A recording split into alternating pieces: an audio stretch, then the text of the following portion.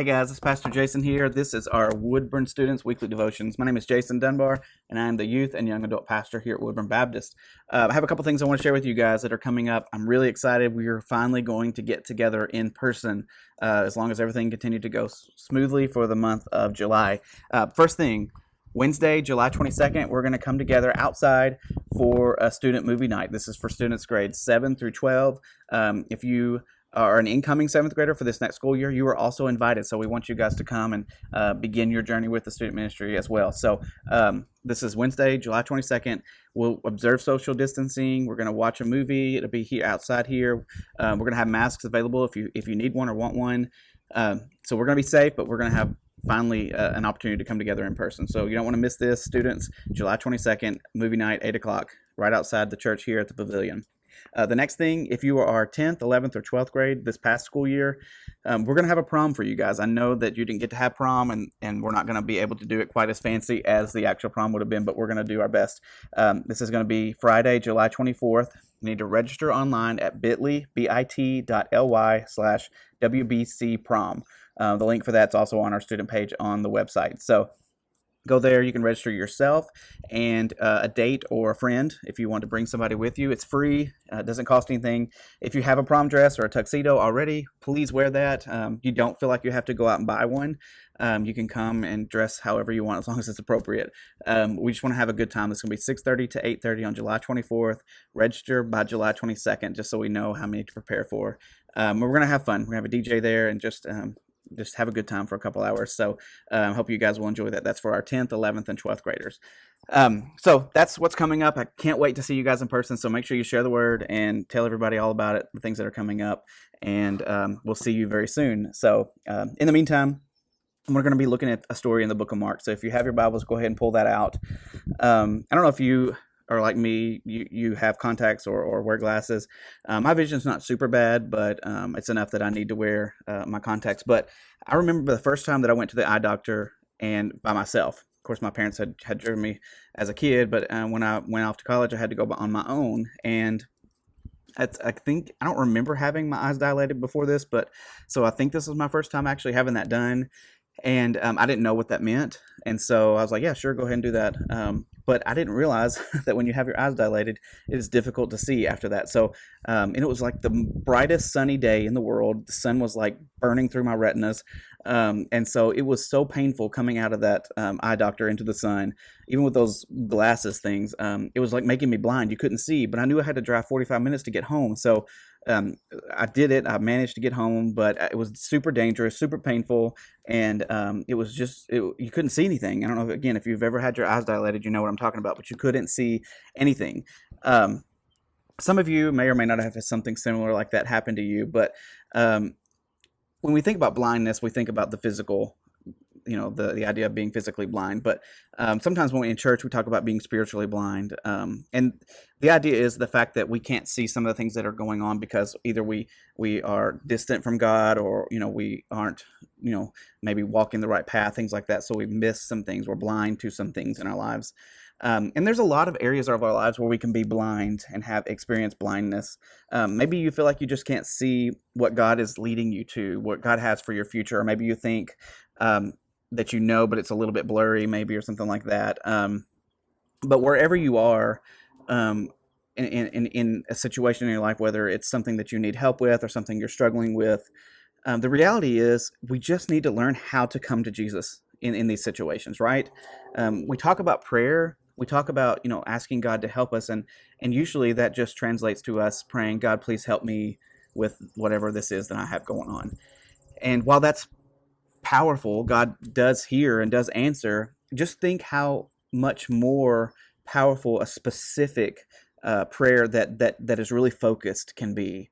So we're going to look at a story and see how he approached Jesus. This is a story of a blind beggar in the book of Mark, starting in verse 46. His name is Bartimaeus, but Mark chapter 10, verse 46, it says this: When they came to Jericho, as Jesus and his disciples, together with a large crowd, were leaving the city, a blind man named Bartimaeus, which means son of Timaeus, was sitting by the roadside begging. When he heard that it was Jesus of Nazareth, he began to shout, Jesus, son of David, have mercy on me. Many rebuked him and told him to be quiet, but he shouted all the more, Son of David, have mercy on me. Jesus stopped and said, "Call him." So they called to the blind man, "Cheer up, on your feet, he's calling you." Throwing his cloak aside, he jumped to his feet and came to Jesus. "What do you want me to do for you?" Jesus asked him. And the blind man said, "Rabbi, I want to see." "Go," said Jesus, "your faith has healed you." And immediately he received his sight and followed Jesus along the road. This is an incredible story of healing, right? This man, Bartimaeus, was a blind beggar in Jericho, and he realized that Jesus was in his neighborhood. He had heard the stories of what Jesus was capable of and the healing that he had done, and he's thinking, this is my chance.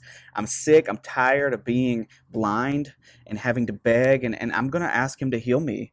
And so you're thinking, how does this relate to prayer? And so whenever you have those moments of life where you're uncertain of what's coming or what to do or how to take the next step, whenever you're struggling, we can kind of look to this story and see what he did. And so there's kind of 4 steps along the way that I want us to draw from this passage. The first thing is to cry out to Jesus. Look what it says in verse 47. It says, he heard that this was Jesus of Nazareth, and he began to shout, "Jesus, Son of David, have mercy on me." So he had an issue. He knew what was going on with his life, and he knew he wanted help. He wanted a better life, and he wanted to talk to Jesus about it. This passage didn't say that he was shy and timid when he approached Jesus. It said he cried out. He began to shout, "Jesus, have mercy on me." And so we're kind of like Bartimaeus in the fact that we've heard all these stories of what Jesus has done, right? We've heard the miracles, we've heard the healing, all these different things that he has done. And so we know what he's capable of, and he shouted. We have access to Jesus through prayer, right? And Bartimaeus had physical access to Jesus. But how often do we actually cry out to Jesus? And I'm not saying, go to your room and start screaming. I mean, you can if you want, but I'm saying that you need to recognize the need that you have. Bartimaeus had a specific need, and he recognized that he needed help in that area of his life, and he was passionate about it. So by crying out, it showed how serious he was. It showed how passionate he was about the need that was going on. But if we keep looking to see what happened to him, in the first part of verse 48, it says, many rebuked him and told him to be quiet. So he was crying out, and people were like, "Shh, be quiet, just quit talking." And they just kind of told him to shut his mouth, basically. But what did he do? Verse 48, many rebuked him and told him to be quiet, but he shouted all the more, "Son of David, have mercy on me." So we need to cry out to Jesus, first of all. And then secondly, we need to press in. When you cry out to Jesus, Satan's going to do everything he can to distract you and to try to pull you away from anything that Jesus might be doing. And people might even tell you, be quiet. When you speak up for Jesus, sometimes people tell you to be quiet. Discouragement's going to come, but you need to press in. Doubt's going to come, because God doesn't always answer prayers exactly when we think he should or how we think he should, so that doubt's going to creep in, but we need to continue pressing in. If Bartimaeus had listened to all these people telling him to be quiet, he would have remained blind, right? Sometimes we cry out, you and I cry out to Jesus, but we let the distractions of the world pull us away, and we begin to, get less and less passionate and begin to cry out quieter and quieter, and eventually we give up. But Bartimaeus didn't give up. Verse 49, it says Jesus stopped and said, "Call him." He kept calling out to Jesus, so Jesus responded. When we press in, Jesus will respond. When we press in, Jesus will direct his attention to us. When we press in, he's going to call us to him. And so we need to press in, right? And then that leads us to the third thing, which we can often skip over in the story, to toss your cloak. After Jesus said, "Hey, come over here," they called the blind man, said, "Cheer up, he's calling you." Verse 50, it says this, throwing his cloak aside, he jumped to his feet and came to Jesus. It's easy to miss these 4 words, throwing his cloak aside. You think, why did Mark put this in this passage? Why did he include this little detail? Some think that it was just to show how excited he was. But if we really look at it, I don't think that's it at all, because this cloak was probably one of the only, if not the only, possession that Bartimaeus had. And so by throwing this aside, he's showing that he doesn't care about his old life. Because, again, this cloak, he's blind beggar. He probably laid this out. This is where he collected any coins that would have been thrown his way or any food. He would have used this to cover up when he's cold. And so by throwing this aside, he's throwing away all the security, I guess you would call it, that he had to that point, and now just putting all his faith into Jesus. And how often do we do that? We hang on to the securities that we have because it keeps us secure, we think, or it makes us comfortable. But how often do we just give everything up in order to just throw our faith at Jesus, right? How often do we do that? Um, Bartimaeus just gave up everything and came to Jesus. And we sometimes just hold on to our blindness or our insecurities because we're comfortable in them, or at least even if they're not comfortable, they're familiar. And and so we allow those things to kind of hold us back. But he's using this as an example to just toss all that aside, to know that Jesus is going to be there for us, and we don't need those securities or those comforts anymore. When we approach Jesus, have the faith to toss our cloak aside, whatever it is, whatever that is you're holding on to because of your blindness or because of your pain or because of your fear or insecurity. Toss it aside and know that Jesus is enough. And if we keep looking ahead, what happens next proves that Jesus is he's awesome. He has a sense of humor because he you got this blind man coming to Jesus, and Jesus asked one of those questions that seem obvious. He's like, what do you want me to do for you?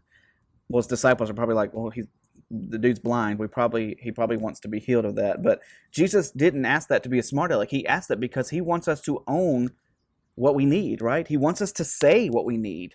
He doesn't need us to say it, but he wants us to say it. And so he's the blind man Bartimaeus. He said, "Rabbi, I want to see." He didn't hesitate. He didn't hold back. He just said it. And that's the fourth thing I want us to draw from this, is to say what it is that we need. I'm convinced that when we pray specifics, God answers specifics. Now, I'm not saying that God needs to know. We know that. God knows everything and all things. And you're thinking, well, why do we even need to pray at all? He knows what we need. But there's power in verbalizing our needs, right? It kind of brings a little bit of vulnerability. If you've ever been in a relationship, it can be pretty surfacey until you begin to be vulnerable with each other. And so when it comes to Jesus, he doesn't need us to say details because he knows those details.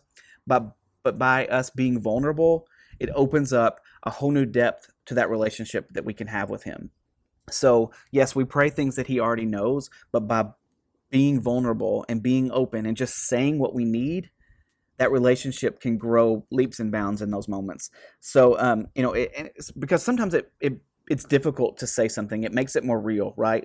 If you do something to hurt somebody, it's sometimes difficult to apologize. Maybe it's our pride, but it also, because to me, it makes it more real that I'm acknowledging the pain that I've caused when I verbalize what I've done. Or maybe you think maybe a more positive example is when we fall in love. When you fall in love, you might throw around the word love a lot, but when it comes to actually feeling love, it has so much more weight. So when we finally say that to somebody we actually are in love with, it can be terrifying, right?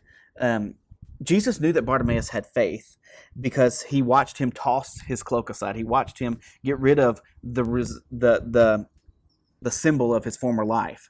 And so, Bartimaeus was struggling, and he leaned into Jesus, and he said, "I want to see." And so Jesus said, "You are healed.